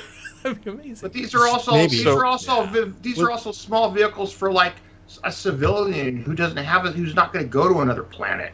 You know, I mean, like I live by the ocean in California. We have people that drive golf carts on the streets. Why? Because they're cheap and they're only going a mile. Not everybody needs a Porsche. And they don't drive the golf carts on the highway. But I would say it would be interesting if you could modify the Dragonfly to be able to go quantum drive, but maybe that's all it can. I mean, there's no other elements. What I'm looking forward to finding out is they said next week you'll find the utility purposes they're going to discuss for it, and that's going to base my decision on where it should Q-drive or not. I want to know what these supposed planned utility purposes are. If it's not just for writing, if it's just for writing, I think it should have limited quantum jump capability to some degree. If it has some other utility outside of that, or it's super fast, or there's some other thing they haven't really told us fully about it, then I'll probably say, okay, it's okay not to have a Q-drive. But we don't know enough about this utility purpose, because I don't know what it's. So you're saying like being able to jump a few AUs away? Yeah, and Zim's saying, according to like the posting editor, they're not going to upgrade it. There's no upgrading for Q-drive at this point at all. They're not going to do that. They decide not to do that, and I understand why. But they also have to realize, for us, like pilots in this case, they've gave us so much sugar where these ships all will quantum jump except for the Merlin. People just kind of anticipate and expect that, and they want to be able to cruise around in their badass Harley Davidson anywhere they want. But I see both points. If every ship had a quantum dive and could jump, then you'd have people going, well, I want models that don't have that so I can race it on the track and go faster because it doesn't weigh as much. I mean, you got to have some ships that are limited and small and cheap. And to me, it makes sense. There's only a few of them. You know, I'd be okay with it if it didn't have jump. Quantum only ship is a hop, skip, and a jump. I mean, it's nice. It's right nice to be able to like go from one. Then take it until they release more and tell us like what we'll have. Take a different ship if you need to go far. Well, you have to realize when this solar system's complete, they're talking about even a quantum jump could take 5 to 10 minutes to traverse across the solar system. So, I mean, it's a little bit more substantial than what we get a take on right now. We're like, boom, we're at a comlink. Boom, we're over here. So I think it's supposed to be a larger, vast piece of space. And once we get that feeling for it in a regular ship, maybe it would make more sense in our brains that the smaller ships shouldn't be able to do that.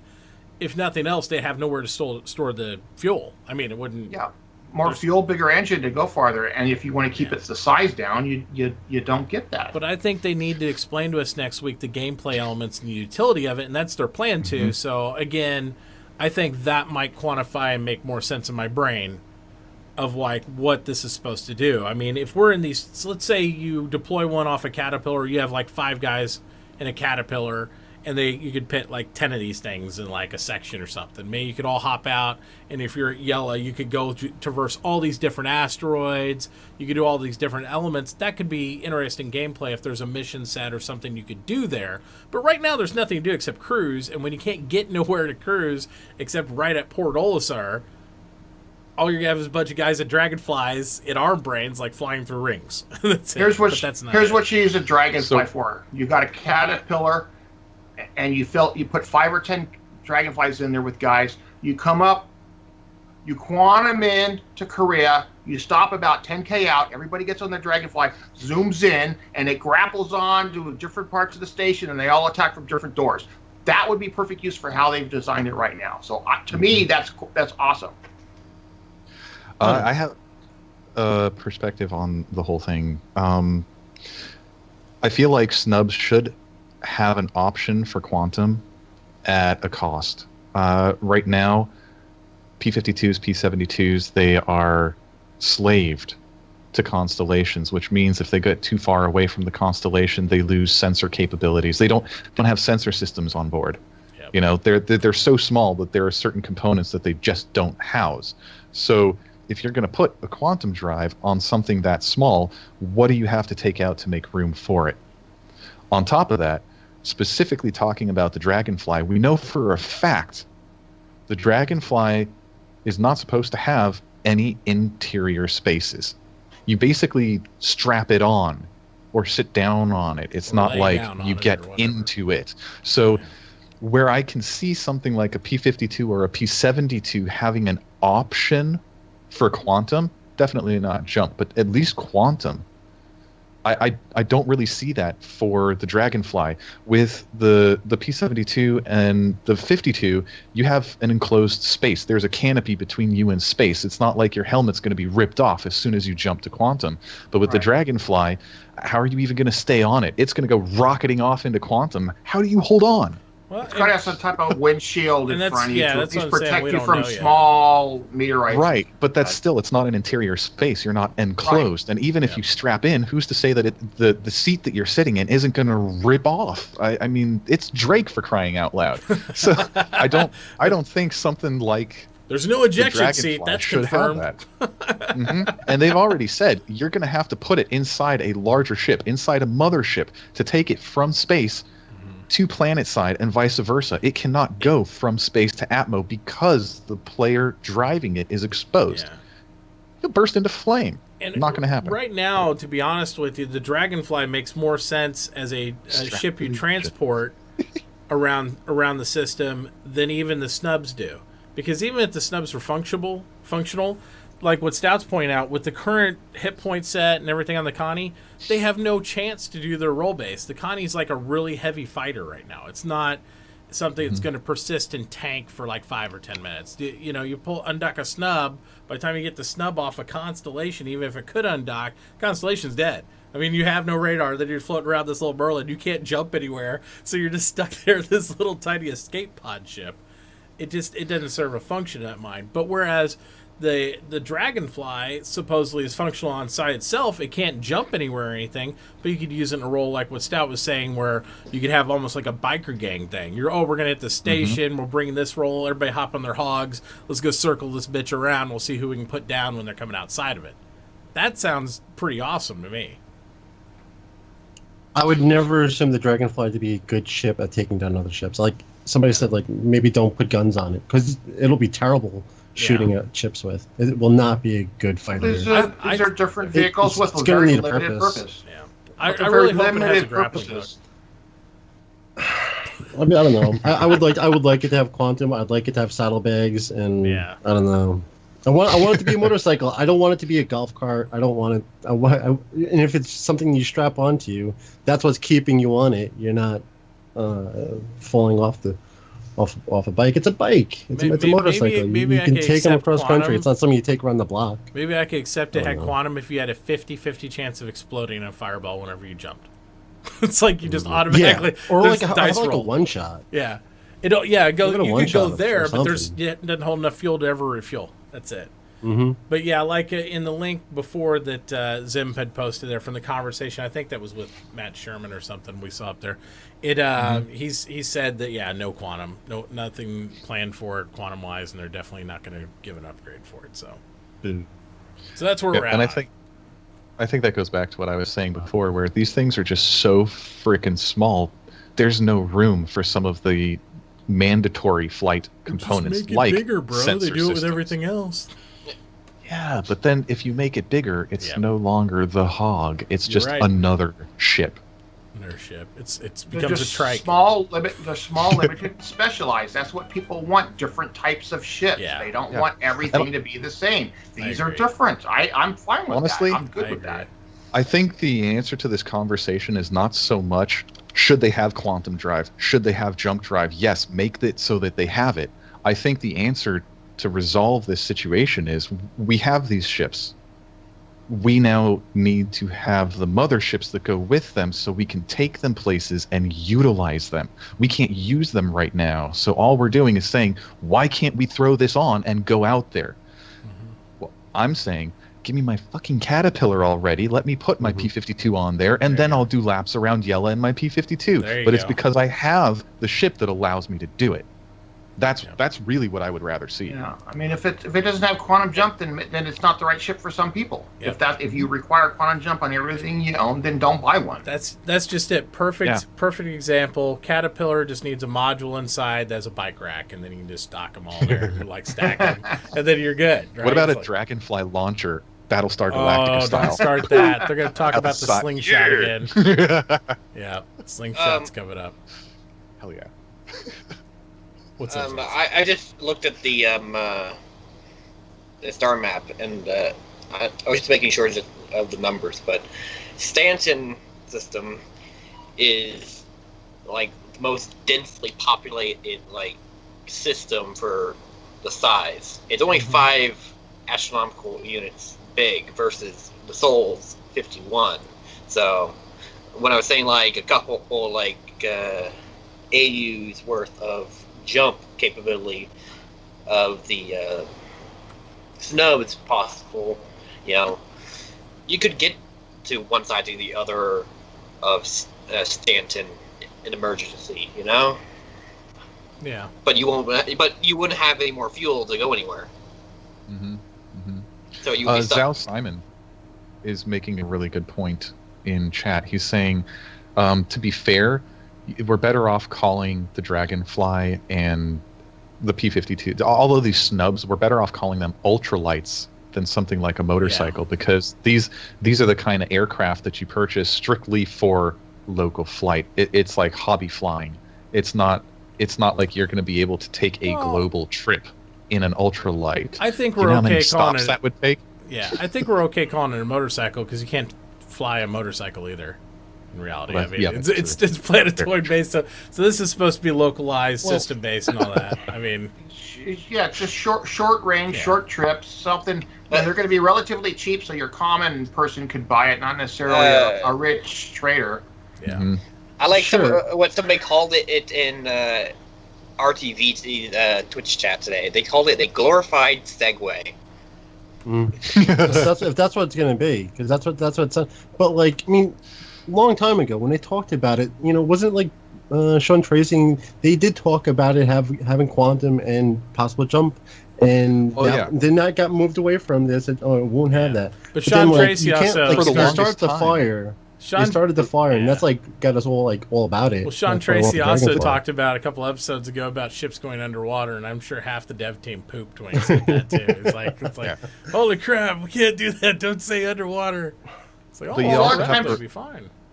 You also have to bear in mind that there was a period of time where they were doing everything possible as they were building out the P-52, making it flight ready and everything, that they were trying to figure out, can we fit quantum in here? How small, how much do we want to be able to compact a quantum drive? How far into the future are we? Some of the things that they were reviewing, and they were going over it months and months and months. And I visited the CIG office twice in Santa Monica, the first one, and both occasions that was still something they were going back and forth over. Do we want to have Q and D? Do we want to have J and D on these ships or not?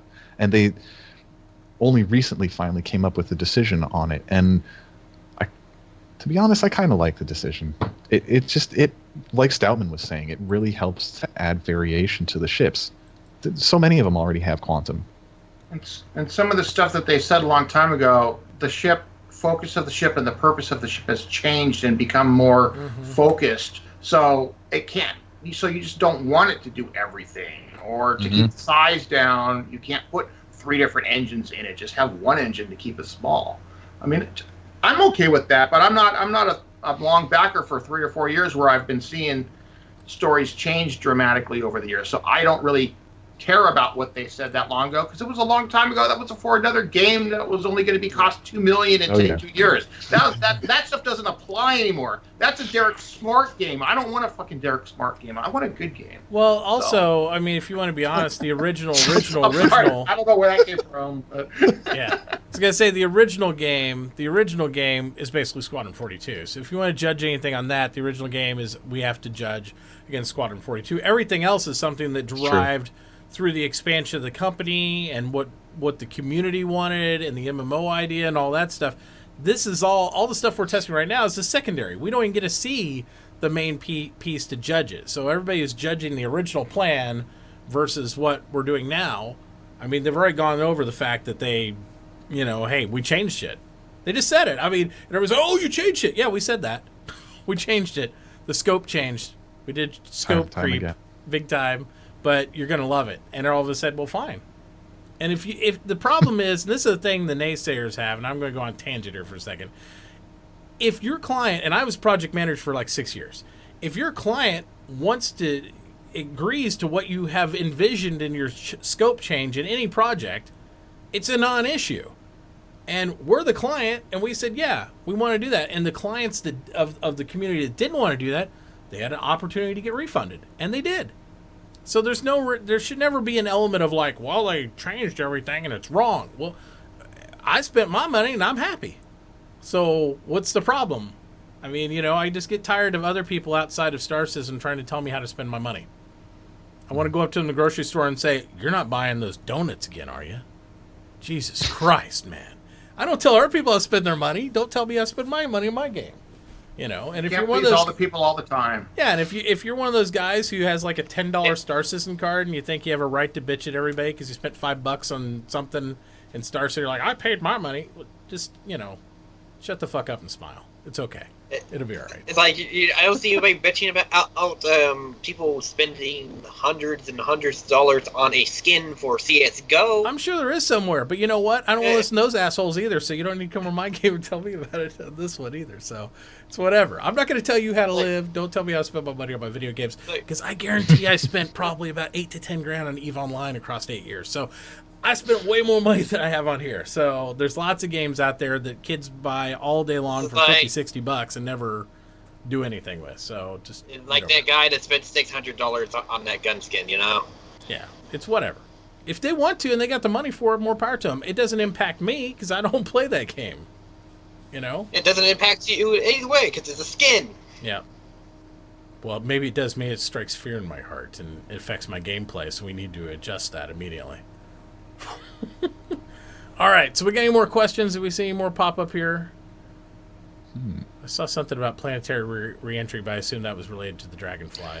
Oh, they were saying how CIG is now saying it's going to take something like 10 minutes to land on a planet, but I'm not sure if that's actually 10 minutes of getting into the atmosphere and touching down, or is it 10 minutes from, say, taking off at the port, jumping to the location, and landing. Did they clarify that? I don't know. I don't know if 10 minutes is a bad thing. You have to realize, I think, here's what they should do. And I think when they say this, it's a very broad statement because they say, oh, it's going to take X amount of time to land. It's going to take this much time to do this. It's going to take this much time to do that. But they're saying very broadly because every ship has a different speed. Every ship has a different type of element. If I'm in a multi-crew ship, and say I'm hauling cargo or something and I have 5 guys with me, I appreciate 5 to 10 minutes land. Maybe I have preparations I have to do to unload. But yeah, if I'm thinking, hey, I'm flying my Hornet, that's going to be pretty fucking boring because I'm just sitting there by myself listening to whatever radio station I can get at, like, oh yeah, we're landing. We're still landing. Yeah. It depends what you have to do. If it's like 3 seconds, I'm going to be like super rushed. If I have to like, all right, go back, get the cargo ready. We need to make sure the guys down there have their elements ready because they're going to unload us. Let's do all this. It's a whole different world depending on what it is. And for that point, I think 10 minutes for a larger multi-crew hauler or something like that, no problem. A fighter, maybe it should be able to come in a little bit faster. But, we don't have any of that finalized. So they'll play it when we have those elements. We'll play it through. And if Chris Roberts sits there and falls asleep while he's landing, I'm sure they'll speed it up, But I'm sure if it makes sense and we can work together, I want Quantum Drive across the whole star system to take a few minutes. Maybe not 20, but like 5. I'm good. 5-10 minutes. I see just Orlando sitting there. Are we there yet? Yeah, but he just tells people what to do anyway. That's why if he was up working, he'd no one questions either. So I know that for Endgame, I know that they plan on having things. Oh, okay, Endgame in the sense of thank you. Endgame in the sense of when we get to the biggest possible beta, ship. When we get to beta state, when we get to release state, and all of the features are actually in place, fully tested, and now we're just kind of tweaking things and we're doing the minor changes here and there.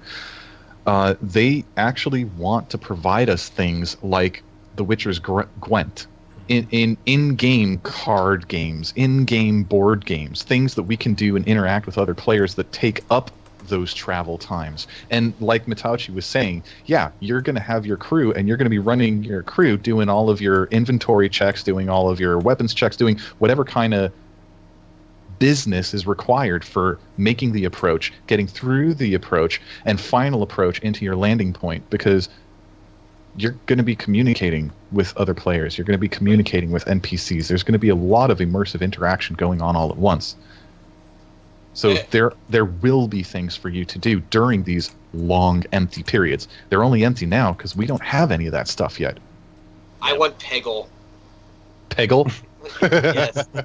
No, but there on your Moby glass. I see both things. Like Pratchett's saying 10 minutes is absolutely absurd. I think that it depends on what gameplay mode you're doing and what those elements are. We don't know yet. I mean, there might not be any prep to do. But let's put it this way. If I say I'm just traversing across one system, and think how long it's going to take you to load your ship. If you have a full Caterpillar or a whole E or something, you're looking at like loading each one of these crates. It's going to take you so many minutes to load. Do you think just doing this load and like jumping across instantaneously and landing in 2 minutes, I just don't see that being valuable. I guess it shouldn't pay a lot then. I want something that does pay a little bit more, so it should take some time. If I have to hand load this whole ship, fly across space, and then unload it, there should be a little bit of preparation and work behind it, so it's not just something where it's one guy with NPCs going jump, jump, jump, jump, jump, just taking up their wallet. That's not... If you want that, go play EVE Online, because that's what that's about. That's the quick, automated, invisible cargo I have. Invisible this. It's just icons of your ship. We're doing this for the first player. Now, given I don't want to spend 16 hours to load and unload my ship, but I should be able to maybe do like 3 or 4 runs within the same solar system pretty easily with a 5-man crew.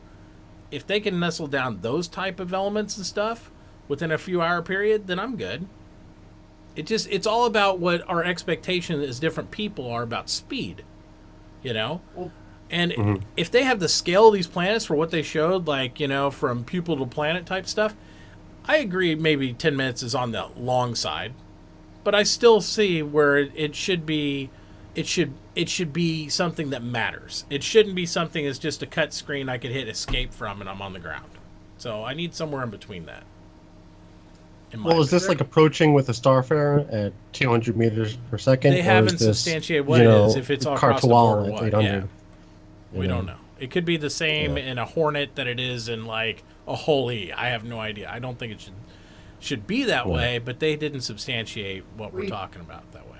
They're making so many new types of gameplay that we've never had that we don't know how long it takes to do something to be fun and to be realistic, like landing on a planet or going across the solar system quantum. Everybody has an idea, I want it to take this amount of time, I want it to take that amount of time. They come up with their ideas, they're guessing how long it'll take with how they want to do it, but until they actually do it, and until we actually playing it, testing it, and getting feedback, we don't know. So it's really pointless to say, I don't think it should be more than 5 minutes, or I don't think it should be more than 10 minutes.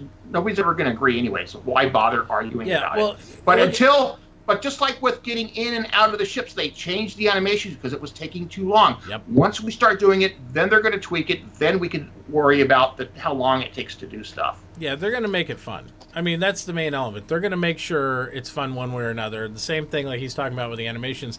Look what happened with the criminal standing. It's like before, you could sit there and just get criminality, and you'd lose it in 5 minutes. I'd just go off AFK or warp somewhere randomly, go quantum jump somewhere, and just wait a few minutes and it comes off. Now they're like, well, that was too easy. Now they got it like 3 hours before you lose a criminal point there. That was baby steps for testing. You know, you can test it when it goes off in 5 minutes versus 3 hours. Now, in my opinion, for our test bed, it's too long because if Korea is locked down, I can't go get my criminal rating off. There's no way. If you got 10 dudes in there, you're just stuck for. I've been a criminal for 2 days now. That's the whole point. It just makes me angry, and I want to murder more people that can't defend themselves, though. Well, I guess you shouldn't have gone criminal in the first place. Then. I know, but now I was raised that way. Now I'm locked in, baby. I can't get out of it. It's the man holding me down is the reason I can't deal with this shit. I'm telling you. So, all right. So let's see what else we got. We got Eric here. Eric's here. Hey, Eric. Hopefully your storms are going better. Where did they say this? He's talking about the whole thing. I mean, Brian said it could take up to 10 minutes to quantum drive from one planet to another, and the chat goes all crazy. And an error build in the 2.5 build, as I recall. But did anyone say it would take that long just to land? I don't know if anything's been finalized. It might have been mentioned. I'm not going to say it wasn't mentioned because everybody just throws all kinds of numbers just to satisfy people. And like Stout said, until we test it, it means nothing. It really does, because at one point, Chris Roberts thought it was optimal to like jump across the solar system. I remember him saying this. This has been for a video I watched early before I even backed the game. He said, oh yeah, if it took like 45 minutes to go across the whole solar system, it makes sense. And now that's like totally thrown out the window. That's not even a thing. And they were even contemplating doing real-time flight at one point. They were saying, no, we'll probably never do it, but, 1-to-1 ratio just doesn't make any sense. But they were discussing it, and I was like, yeah, so I'll be like 70 years old by the time I get to like the next solar system over. It'd be crazy. Well, you got to balance it, so you've got some realism, a little bit of waiting, but it's got to be playable. It's got to be playable and fun, or nobody will play it. Be like, oh, well, fuck it. Yeah. Is it fun? Yeah, it has to be. Because we've tested a lot of these waits and pauses and delays in other games, and people generally do not like them. Yeah. So they generally get cut down to be a minute or two when it used to be 10 or 20 minutes. And so to go across the solar system in Quantum, okay, maybe 5 minutes, but it shouldn't take 10 or 15 minutes. It's just too long. It's I think it depends on the size if I'm of the playing solar for an system. hour, I don't want to spend half my time just traveling. Well, I think it depends on the size of the solar system. One thing they did well in EVE Online, solar That's systems part of aren't it. the same distance. Some I can jump gate to gate in less than a minute. Some systems are huge, and it took me 5 minutes to warp up from one gate to the other. And that dictates what path you choose. So when you're plotting your nav course, like this path will take you 45 minutes to get through, or you can go through a more dangerous path and you get there in 15. Which way do you go? That's the gameplay elements I think will be fun. I really do. And let's not forget that they have clarified that all celestial bodies within a planetary system, within a solar system, are going to be in motion. So then you're also going to have to start thinking about, well, do I want to leave planet X to get to planet B now and go this distance, or do I want to wait till it comes a little closer in its orbit and then make the jump to the next planet? So are we going to have to calculate for that stuff too? Well, we do have a specific Probably. job called a navigator, so we might. You have a computer, it'll just tell you how long it'll take. If you leave right now, it'll take this amount of time. If you wait a half an hour, it'll take this amount of time. Yeah. Right, but can we then speculate? Is it possible that they're talking, Brian Chambers is talking about having a planet on the outermost orbit at its apex and another planet at the apex opposite in its orbit? And if these two planets are at their furthest point apart from one another in their orbits, and you're traveling from one to the other, and that takes 10 minutes, then what happens when they're here? You could be having a 2-minute travel time. Right. So the average is going to be 5 minutes. Yeah. Right.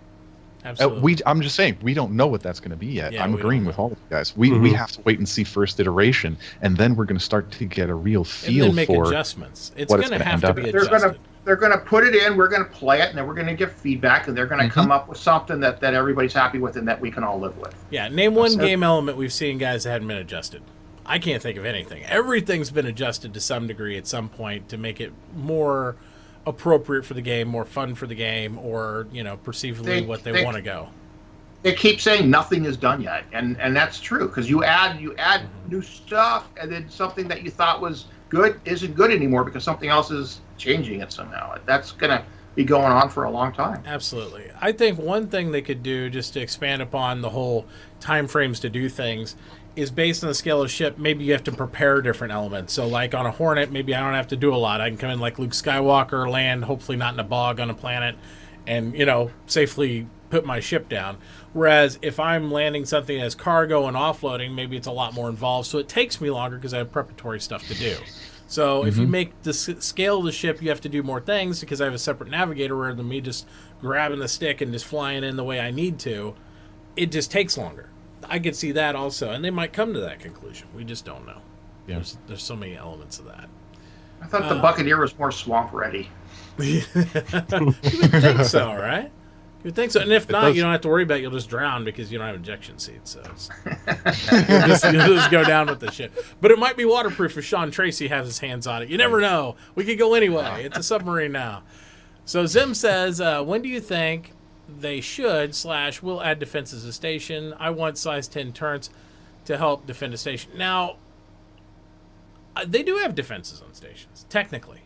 They have AI pilots that spawn. They don't have guns, because if you spawn as a criminal on a station and they have size 10 guns, most of us would be ash by the time we even started our ship up. We turned the key on. It's like, boom.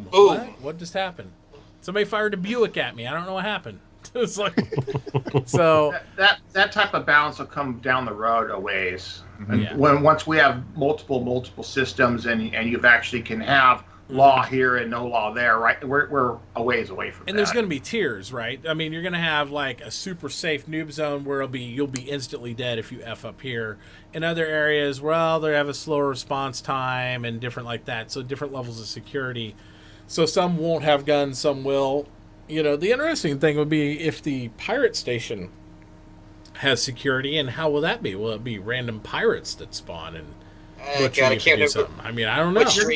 You're just gonna have to have put the turrets on the pirate station. We don't even know what size the Idris. Just use cannons like cannonballs. Final gun is anymore.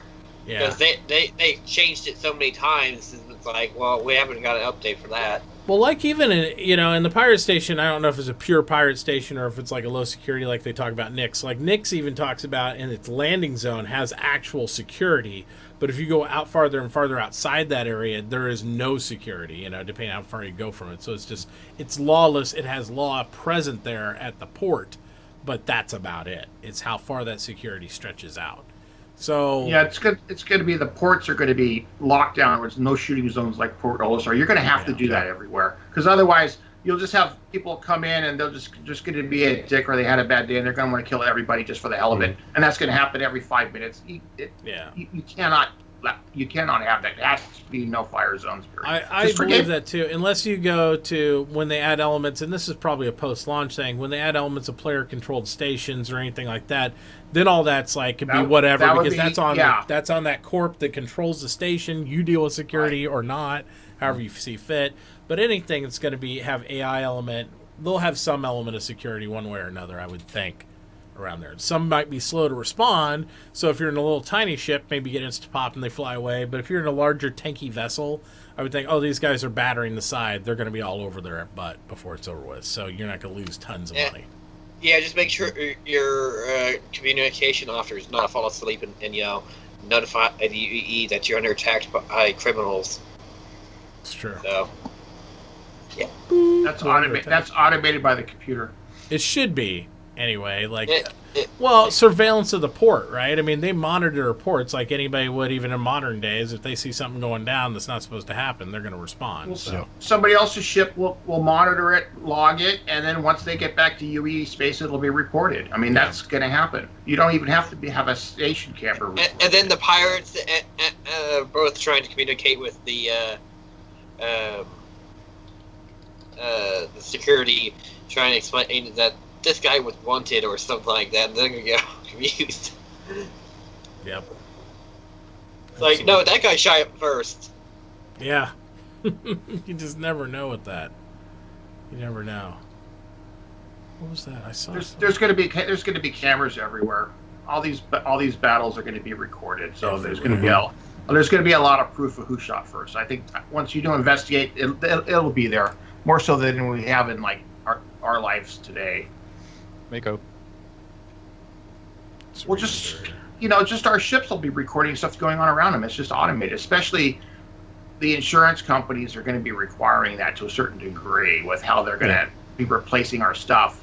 And it's going to be just kind of there, but I don't think they're really going to talk about it. It makes sense. Yeah, it does. Yeah. Everybody's going to need a Russian dash cam. Yeah, basically. We can do it nowadays. Of course, we're going to do it better 900 years from now. Yeah, it's like Phantom said here. He says there's a difficult place to try for realism when it requires hours, so we accept some hand-wavium to minutes, and practically all games. You can imagine the actual real-time fallout. Otherwise it's not fun. It's not fun. You're just like, it becomes more than a job. It becomes like, unplayable, because when one-to-one games, the idea of them, and I can't think of a one-to-one ratio time frame game ever, but I'm sure they're out there, and if they are, the reason we don't know about them is because nobody plays them. That's just the way it works. Mm-hmm. Oh, there you go. Eric's saying, now you know, he's telling you guys, now you know why all the SE really aren't streaming anymore. It's been the norm over the last month of playing 2.4, and we're just tired of it. Yeah, Project jumped in while he's watching the show. He's having broken item port issues. He's had 3 crashes. He's experienced the code 30,000. So he's off to a pretty good start. And well, then you know 2.4. Now that you've fully tested it, you can enjoy it now. You don't have to do any more testing. You wanted it, you got it. There it is. Here it is. Enjoy. That you guys think we've been holding out something super special on you, and it is. It's got some cool stuff, but the crashes come right along with it. But of course, the previous live version, there you go. It's the same thing as 2.0, and we're alpha testers. That's our job. This is alpha, whether it's live alpha or Super Play Test Universe Alpha. It's still alpha. You should still report it. Live alpha. Report it. Report it. The issue council. It's still important to do that. Report your if you want to be a part of the next PTU. How frequently, what you're doing. Give a brief description of what you're doing when you crash. That way they can hammer it down. Because the real job we have now is a full community, not just testers, not just Evocati previously or anything like that. We want to make it as stable as possible because we want this girl to have her best dress on when we start releasing free flies here in about a week, and we get some more fresh meat from E3 and all these other places. So, we want to be able to have this stuff. And even though we don't have a booth at E3, when you talk PC gaming and revolutionary stuff comes up, you have to mention Star Citizen. They're talking about it out there. I watch E3. They still mention it, whether they're scoffing at it or they're like, hey, what about this game? All that stuff. So we get new people every year. Every time. And it's at every major gaming event. You can't help but mention this game. And so we definitely want to, do our due diligence and try to help out there and keep the issue council stuff going. Yep. Are you going to enter the DF drawing comp? Who? Me? Oh, yeah, you remember on RTV today they were saying how they want to have people in Microsoft Paint hand draw their idea of what they think the Dragonfly is going to look like. I was actually going to enter. That's pretty funny. I got 2 drawings that my 7-year-old and my 4-year-old are working on. I was going to enter because I saw the caliber drawings on there, and I think they have good chance. Nice. Possibly winning. I don't know if anybody watched my stream tonight, but I drew mine live on stream, and got a lot of people liked it. Nice. There you go. Sweet. Let's see it. You have to get us a link. Put it up there and check it out. Just a big old dong. That's what it is. This is just like the man-mountable flying penis, right? TTP. So, nice. TTP, right, Matt? Yep. Let's see here. So, I thought they would be selling 2 packs at discounting soon from this. So that's good. Yeah, they're gonna. Yeah, they're supposedly selling discounted 2 packs or I don't know yet. We'll see what all they come up with, but 2, 5, and 10 packs would be good. Yeah, they did clarify, Zim, that the Dragonfly is smaller than a P-52, P-72, or M50. So it is going to be the smallest ship in the game once it's in engine. So yeah. But that's good. You can fit a bunch of them on a lot of the ships we already have, and then you can get some great multiplayer fun out of that.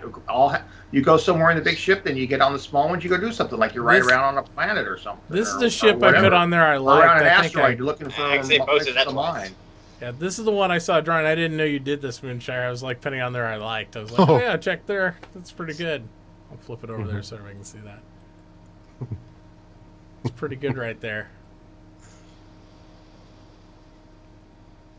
That one I just linked in the chat twice accidentally is the one I liked. Well, we don't care what you mean. No, that wasn't mine. I can draw, but not that well.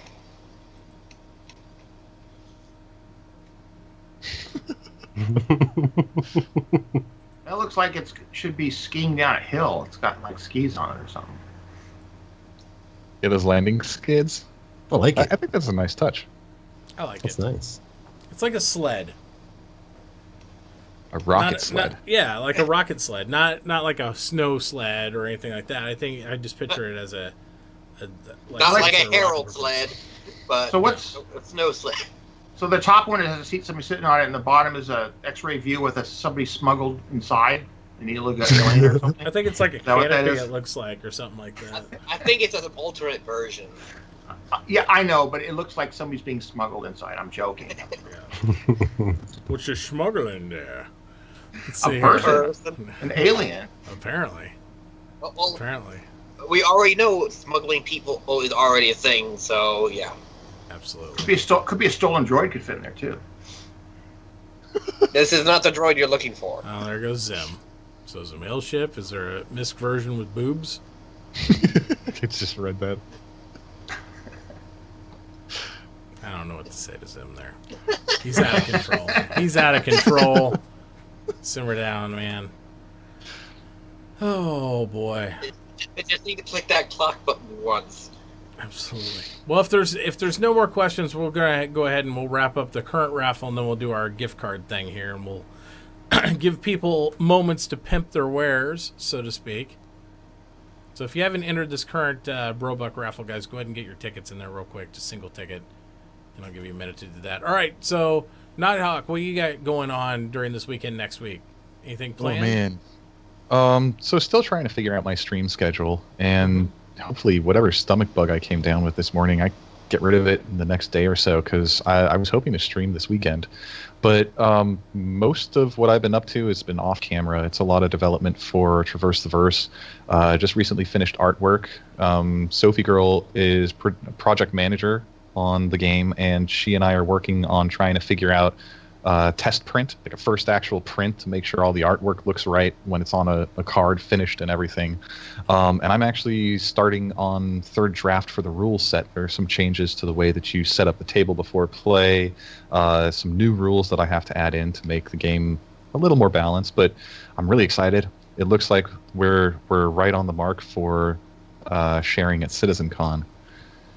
Hopefully, if it works, I'll be sending one with Stoutman and Sophie Girl to BritizenCon, and that'll be the first ever premiere. So we'll see. Sounds good. Sounds good. Yeah. Moonshiner, what you got going on? Same thing I do every day, Pinky. Trying to take over the verse. Trying to take over the verse. 700 followers. We're giving away a dragonfly, stuff like that. Nice. Same thing. Cool. Congrats. Yeah, we're growing slowly but surely. So yeah, it's going. It's going. That's cool. Mm-hmm. Stout, Nothing special. what you got planned this weekend? Something that you were just talking about a little bit ago. There's a video I put up on my YouTube channel about a week ago of me talking for about 15 minutes in the stream one night about how to try to get to be a PTU tester. Basically, I'm showing them how to put in a bunch of bug reports, explaining how to just play on a regular basis, be nice, don't be a dick, get along with people. Oh, I need to watch that part. So yeah, I made this just for you. Yeah, but that's something, because I get asked that all the time. So I put a video up, and I think that this kind of covers all the bases, and it's a lot of work, but people can get there still, I think. So there's that. I'm still doing my usual stream Sunday through Thursday, from 8 p.m. Pacific through midnight or later usually. Me and Sophie Girl are planning a trip to go to BritizenCon next month, and we were going to do a fundraiser starting this afternoon, but she's not feeling so great, so that's got put off a week or something. We're going to do like a couple 24-hour streams, and maybe some of you guys can jump in, and we'll just do a bunch of multi-crew stuff just whenever, and just have a blast. So we're going to do that. Maybe we can get on tomorrow and start doing some, but we'll see how that goes. And then I was talking with Nighthawk before we got started in the stream here, and he wants to do a role-playing game in the bot. So we're going to maybe do some programming, creative streams. We should do that and kind of develop it, and that would be pretty cool. That would be cool. So do some heavy programming with the DeepBot that's got its own little programming language that you could do a lot with. I've got quite a few things going in my channel that nobody else has got anything like that, but I got coding skills. So well, that's it. I'm copying that down right now. Oh, all right. Gotta do it. I've talked enough. Next. I did mute the source and XSplit, Eric. It's somewhere in there, but it doesn't matter now. Who cares? Anyway, so my follow alerts were going off during part of that. So basically what I have going on is, obviously we've been running several contests. We still have the Gleam contest going on for the rest of the month. For if you got buddies that might want to get a starter pack, or if they're interested in Star Citizen General, or if you need another starter pack for some reason because you haven't signed up for Star Citizen yet, that's available to everybody right now. It's a free contest that you can just earn daily tickets for doing different tasks and all that stuff. You can follow the link down there and check that out. It's going to be going on all month, and we hope to do this every month. It's just a promotion to help generate some more followers for my channel, as well as just help get more people into the verse. And then in addition to that, tomorrow night is our first sub raffle of the month, where we're going to be giving away one of two Buccaneers to our subscriber based raffle. We might have a little surprise for followers too. But if you enjoy the show, or you enjoy watching my stream, I think consider about subbing down below, and you can qualify for the subscriber raffle tomorrow. So, and that's pretty much what I have going on. And then I'll be streaming all weekend and all this stuff till either I make this more of a full-time type gig, or my wife makes me get a new job. So we'll see what happens. So, holding out for the stream. We'll see. That's the way it goes. All right. Well, that's all I got, guys. And I really appreciate each and every one of you not only watching the show, but all my great co-hosts here who take the time out of their schedules every week to hang out with us instead of enjoying playing the game and doing their other stuff. Hopefully we'll have some better health for Mr. Nighthawk here, as well as Sophie Girl, who couldn't be with us. Hopefully Eric, his power will be fully restored, and we'll be able to see him next week here. Thank you for stopping by chat too, Eric. And I think that's all I got, unless anybody's got anything else. I think Eric needs to construct more pylons.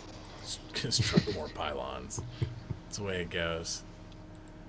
All right, guys. Well, again, thank you so much for being here, and we'll see you next week at 10:30 p.m. on Friday, CST, on the Space Bro Show. Bye, guys. Have a good night, everyone. See ya. Later.